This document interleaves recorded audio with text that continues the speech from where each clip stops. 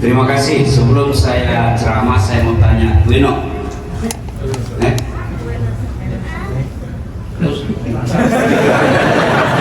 apa yang membuatmu tertarik masuk Islam? Apa yang membuatmu Oke. Apa?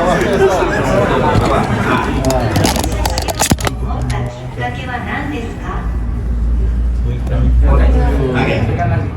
What you make to embrace Islam? Ya. 入社しようと思ったきっかけは何ですか？ Tidak tahu.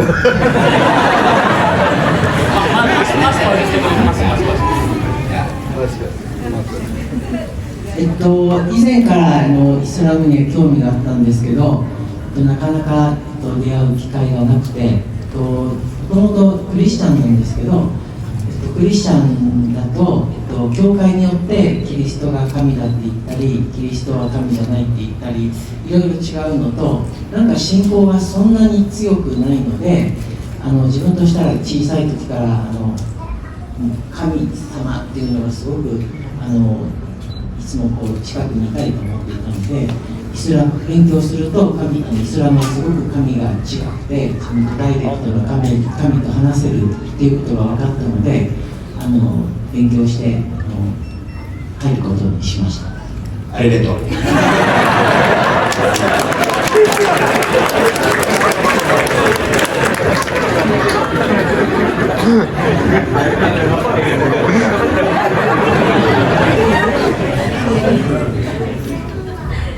Anda tahu di sini banyak orang Indonesia. Bagaimana pandangan Anda tentang Indonesia? Indonesia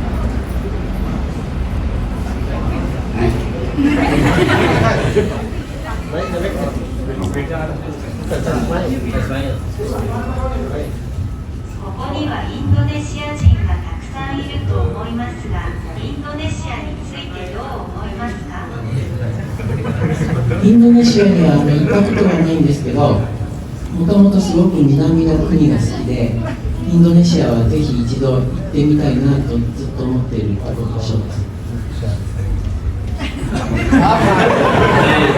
Dia sangat suka di Indonesia, Ustaz, walaupun dia belum pernah pergi ke Indonesia, dan dia merasa senang, dan insya Allah suatu saat dia ingin pergi ke Indonesia. Saya tunggu Anda di Indonesia. Dengan senang hati saya akan menjemputmu.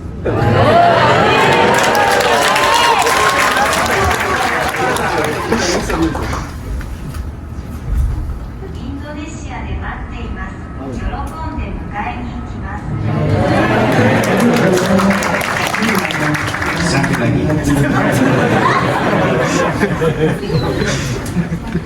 Apakah Anda tahu Jepang pernah menjajah Indonesia?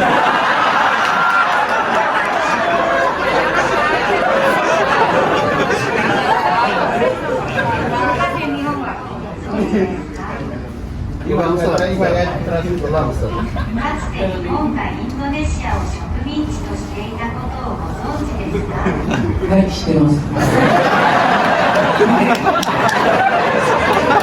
別に申し訳ないです。なんでもないことです。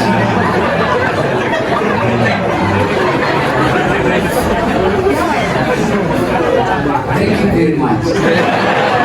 Terima kasih banyak. Assalamualaikum warahmatullahi wabarakatuh.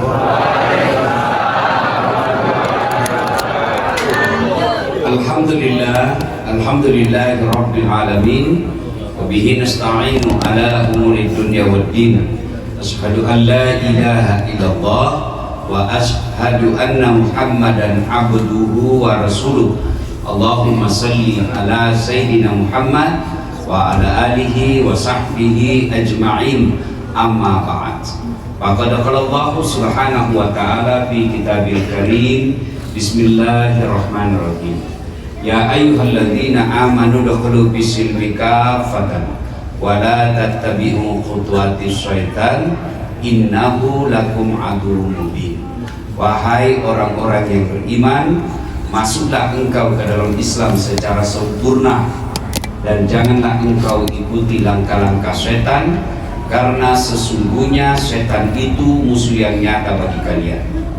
Jangan kamu ikuti langkah-langkah setan, karena sesungguhnya setan itu musuh yang nyata bagi kalian. Dan salah satu cara setan menyesatkan kita, mengalihkan perhatian ketika kita lagi dengar dakwah. Caranya apa? Pegang HP-mu. Itu cara setan itu, supaya kau tidak perhatikan ceramah. Karena selama kau lihat HP-mu, pasti kau dengar ceramahku. Simpan dulu HP-nya ya, simpan dulu. Begitu saya hormati undangan Bapak Ibu sekalian, saya bersusah payah sampai ke tempat ini. Dan panitia juga lebih susah lagi mendatangkan saya.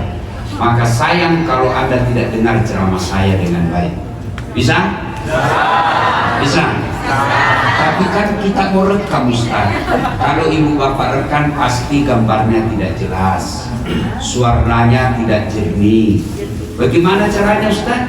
Ini ada kamera sebawah, gambarnya jernih, suaranya bagus. Tapi kau bawa pulang kameramu, gampang, buka YouTube. Masjid Istiqlal Osaka. Nah, sudah muncul itu. Tidak mau muncul, berarti tidak ada kuota. Simpan dulu ya. Baik. Kalau ibu-ibu yang pegang HP-nya, saya doakan suaminya kawin lagi. Mengganggu konsentrasi. Ini emak-emak ini generasi terkuat, ras terkuat. Sudah dikasih alis yang baik-baik, masih dikasih tidur. Simpan dulu ya, simpan dulu, simpan. Kita dengar ceramah dulu ya. Ini bapak-bapak simpan dulu handphonenya, kita dengar ceramah. Ya, ada saudara kita yang baru masuk Islam. Nanti kalau kau dilihat begitu, dia tidak hargai ulamanya. Ya kan? Nah, simpan dulu, bisa? Bu bapak, saudara-saudara sekalian, acara kita temanya maulid. Kenapa sih kita perlu maulid? Kenapa? Tiap tahun kita rayakan dan selalu sama temanya. Dengan hikmah maulid kita teladani Nabi. Dari Sabang sampai Merauke saya ceramah maulid, sampai kemana-mana sama temanya, meneladani Nabi. Ya toh, kenapa kita mau teladani Nabi? Adik-adik, saya tanya ini, yang masih muda-muda, siapa anak pertamanya Nabi? Ayo. Tidak ada yang tahu. Siapa namanya anaknya Jokowi? Siapa? Padahal ibu-ibu berapa anaknya Nabi?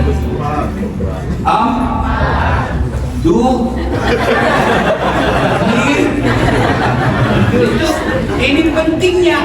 Bagaimana kau teladani Nabi? Sejarahnya Nabi kau tidak tahu. Orang kalau mau mencontoh sesuatu, kita harus tahu yang kita mau contoh. Itu dulu, maka kita maulid. Maka yang tidak mau maulid silakan, tapi jangan kau tuduh kita sesat. Kalau di Sulawesi Selatan, oh luar biasa itu perayaan maulid. Ada telurnya, ada ketannya, ada duit digantung-gantung, potong ayam, telur, perhiasan. Untuk apa? Menarik perhatian supaya orang bergembira menyambut lahirnya Rasulullah Muhammad SAW. Maka saya ajar anak saya si Ece di rumah. Anak-anak Nabi ada 7 orang. Baru kau tahu 7. Ya, 3 laki-laki, 4 perempuan. Pertama Qasim, Abdullah, Ibrahim, Zainab, Ruqayyah, Ummu Kalsum, Fatimah. Itu ajarkan anakmu lagu-lagu seperti itu. Tidak usah lagi Cikampek, Malaya, apa beli-beli. Nah itu Cikampek. Ya, jelas. Nah, karena waktu kita tidak bisa cerita secara detail sejarah kehidupan Nabi. Yang ringkas saja. Pernah Nabi diusir dari Mekah. Rapatlah kafir Quraisy waktu itu. Kata Abu Jahal, wah bahaya ini Muhammad. Makin hari pergerakannya makin membahayakan. Makin banyak orang ikut sama dia. Makin kita larang dakwah, makin menjadi-jadi pengikutnya. Apa yang harus kita lakukan? Dari belakang ada yang musuh. Ketua sidang, bagaimana kalau kita sogok dia duit? Kenapa? Dia bukan bangsa Indonesia.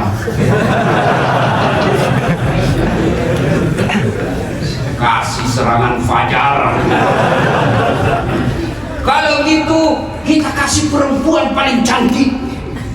Kata yang lain, dia bukan pejabat Indonesia. Jadi kalau begitu bagaimana?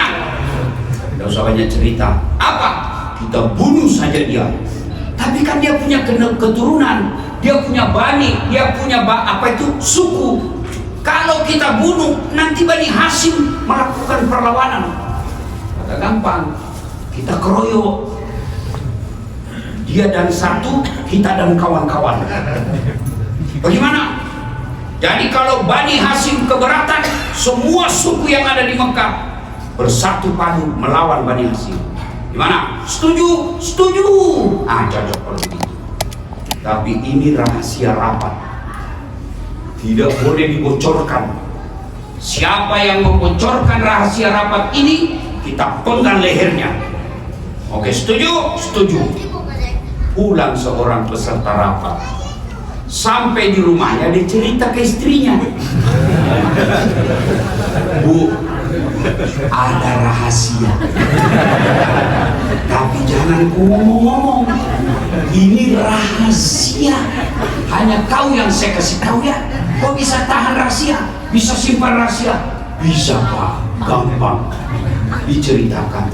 Besok Muhammad mau dibunuh. Rahasia ya. Oke. Besok pagi pergi beli sayur. Rahasia. Jangan ngomong-ngomong. Apa? Muhammad besok mau dibunuh. Rahasia. Jangan ngomong. Yang sudah dikasih tahu, dia pergi lagi ke tetangganya. Rahasia. Akhirnya yang tadinya jangan ngomong-ngomong, akhirnya satu Mekah ngomong. Itulah sejak dari dulu perempuan jangan kasih tahu rahasia. Pasti bocor.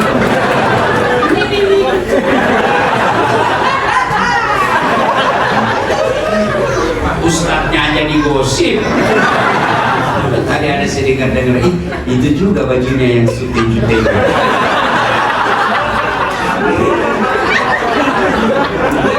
Ya toh? Kumpul begini, 1 jam pengajian, 1,5 jam gosip. Pulang dia tidak langsung pulang itu, nanti cerita. Siapa yang dicerita? Yang duluan pulang. Maka sebaiknya supaya ibu tidak dicerita temanmu, sama-sama kau pulang.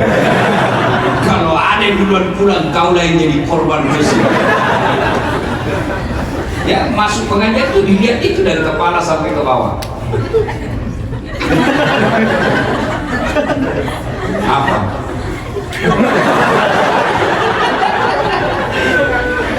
Hikmah pertama, tinggalkan gosip. Masa jauh-jauh tinggalkan di Indonesia ke Osaka hanya dari tukang gosip. Ayuhibbu ahadukum, sukakah kamu memakan bangkai sesamamu manusia? Orang yang suka gosip, meskipun rajin pengajian, rajin tadarrus, rajin belajar agama, tapi kalau dia tidak bisa hindari mulut gosipnya, habis amalmu nanti. Siapa yang ngambil? Yang kamu cerita kejelekannya. Maka berhenti gosip. Go? Go? Memang tukang gosip. Saya mau bilang go internasional. Ini sama ship. Memang tukang gosip. Ya, hei. Kalau kau lihat kekurangan temanmu, lebih baik kau ucapkan na'udzubillahi min dzalik. Kita berlindung kepada Allah dari keburukan itu. Poin pertama, berhenti. Berhenti.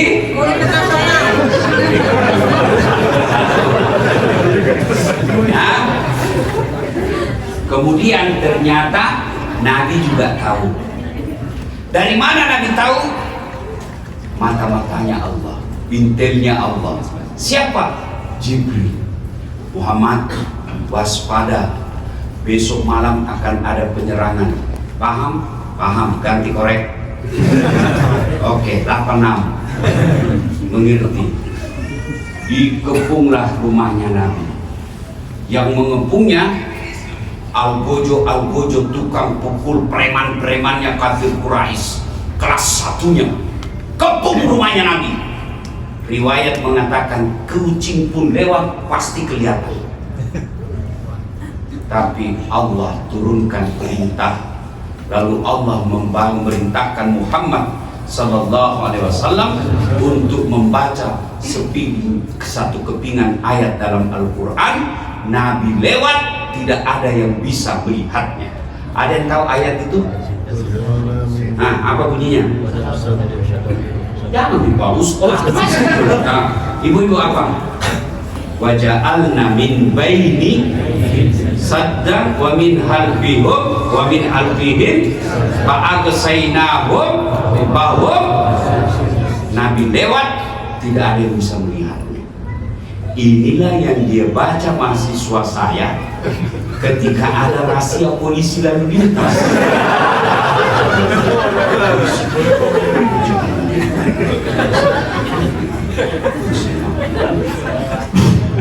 Lewat bilang dia datang sama saya, kau pembohong Ustaz. Saya baca itu ayat, saya ditilang. Bukan ayat yang salah, kau yang goblok. Pasti kau ditilang karena kau tidak pakai helm. Inilah juga yang dibaca bapak-bapak kalau terlambat pulang. Padahal istrinya sudah menunggu. Apa kau baca? Kau kira saya tidak tahu itu ayat? Saya juga hafal. Mungkin ibu hafal ini doa supaya tidak mempan doanya suamimu. Dia suka terlambat. Nah, ibu-ibu juga jangan selalu sangka buruk. Kenapa suamimu terlambat pulang? Supaya ada penghasilan tambahan. Ini kok lihat kasihan ini. Muka-muka kasihan semua. Jangan lagi kok tambah-tambah dengan takuti. Hei, kok kira enak jadi suami? Langsung dia jawab, kok kira juga enak jadi istri? Berarti sama-sama tidak enak. Kalau begitu kenapa kau suami istri? Ya, jadi Bapak Ibu saudara-saudara sekalian, Nabi keluar. Tidak ada satupun yang melihatnya. Nabi lewat. Begitu Nabi sudah pergi, baru sadar Abu Lahab. Terbangun mereka. Hai, sergap masuk. Bongkar pintunya Nabi, dobrak. Siapa yang didapati tempat tidurnya Nabi? Ali bin Abi Thalib, sepupu sekalinya Nabi, yang kemudian juga menjadi menantunya Nabi. Ya, sudah. Kemudian disergap, ditarik lehernya Ali bin Abi Thalib. Aina Muhammad? Mana Muhammad? Mana Muhammad? Saya juga tidak tahu. Akhirnya mereka keluar dari rumah Nabi. Lalu Abu Lahab bikin pidato. Wahai masyarakat Mekah, siapa yang bisa mendapati Muhammad, hidup atau mati, saya kasih kau hadiah 100 ekor onta betina hamil, tidak ada suaminya. Kan ketawa, namanya onta hamil tidak ada suami, masa ada onta akan nikah? Kita nikahkan si onta dengan saksi das Atlantik. Pelecehan. Cuma sekarang banyak cewek mau saingan sama onta, hamil tidak ada suaminya.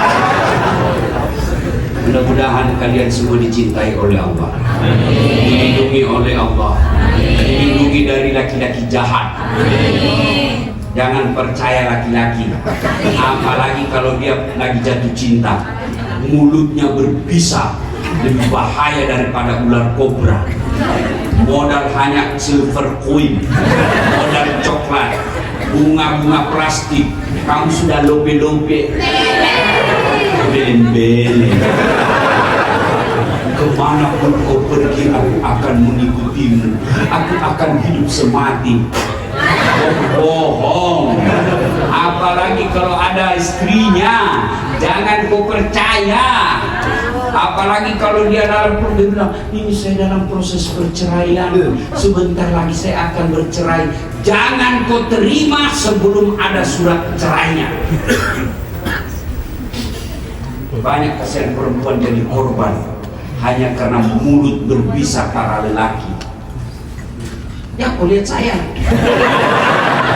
bukan saya.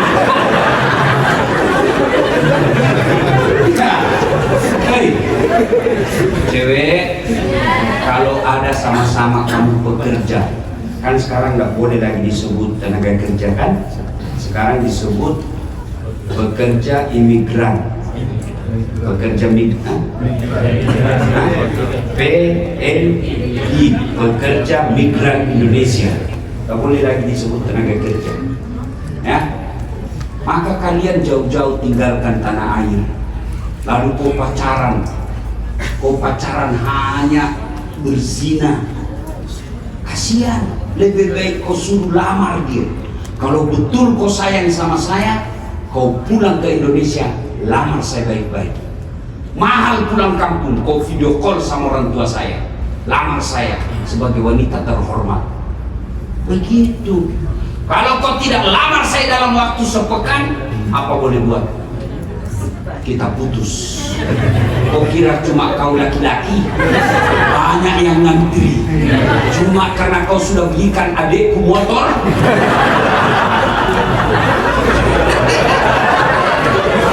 Kau ketawa barangkali ada korban dia.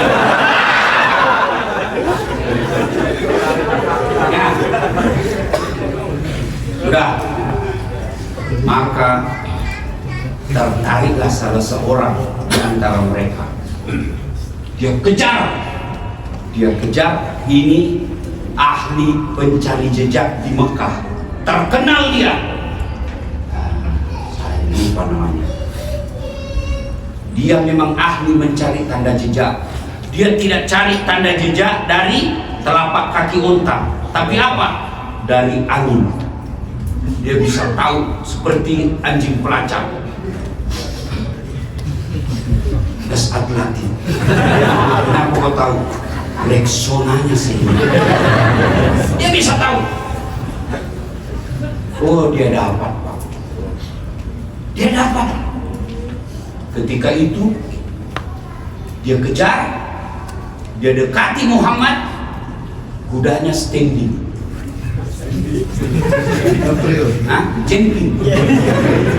Seperti Ferrari. Jatuh. Kenapa sih lupa sekali namanya? Ya, inilah keterbatasan manusia. Dia naik lagi ke kudanya, jatuh lagi. Naik lagi, jatuh lagi, sampai 3 kali.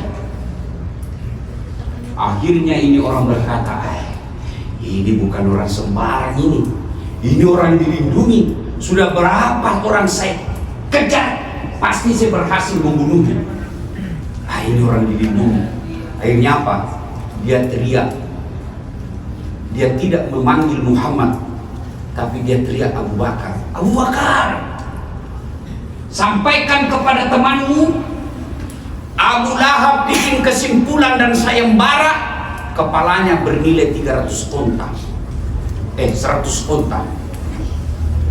Saya datang di sini sebenarnya ingin melakukan itu, tapi itu orang yang ada di sampingmu, orang yang dilindungi. Lalu dia berkata, Abu Bakar, ini ada perbekalan saya bawa, kau pakai ini, lanjutkan perjalananmu. Apa kata Nabi Muhammad? Sampaikan kepada dia, kalau dia betul mau menolong kita, sampaikan kepadanya untuk menghilangkan jejak-jejak kami. Benar, pergilah Rasulullah. Kemudian ada yang datang mengejar. Apa kata ini? Jangan kau lewat sini, saya sudah lewat ini, tidak ada orang. Karena ini orang diakui hebat mencari tanda jejak, akhirnya semua orang percaya. Dia hindari perjalanan itu. Muhammad bersembunyi di gua Zur. Gua apa? Gua Zur. Kalau tempat menerima wahyu gua apa? Gua Hira. Sembunyi 3 hari 3 malam. Rasulullah bersembunyi. Sebenarnya didapat itu tempatnya Nabi bersembunyi. Didapat oleh Abu Jahal dan Abu Lahab. Diintip. Akhirnya mereka dikalahkan oleh akalnya. Allah turunkan bala bantuannya, bukan dengan membawa malaikat yang membawa batu, bukan dengan menurunkan tentaranya berupa burung ababil, tapi apa yang Allah turunkan pertolongannya pada saat itu, yaitu laba-laba. Tahu laba-laba? Spider, bukan Spiderman. Dia bikin sarang laba-laba di mulut gua. Akhirnya Abu Lahab berpikir, kalau ada Muhammad di dalam sini, tidak mungkin ada ini sarang laba-laba. Kenapa? Pasti koyak, pasti robek ini sarang laba-laba. Sarang laba-laba yang begitu rapuh mengalahkan pasukan pilihannya Abu Jahal. Lalu begitu ngintip lagi, Abu Bakar sudah berkata, mati kita ini, mati sudah kita. Tapi apa kata Nabi? Ya Abu Bakar, la tahzan, innallaha ma'ana. Abu Bakar, jangan kau takut, jangan kau sedih, jangan kau cemas, Allah bersama kita. Terbang burung merpati. Abu Lahab berkata, benar, tidak mungkin ada manusia bersarang di sini. Tidak mungkin ini burung merpati bersarang di dalam kalau ada manusia.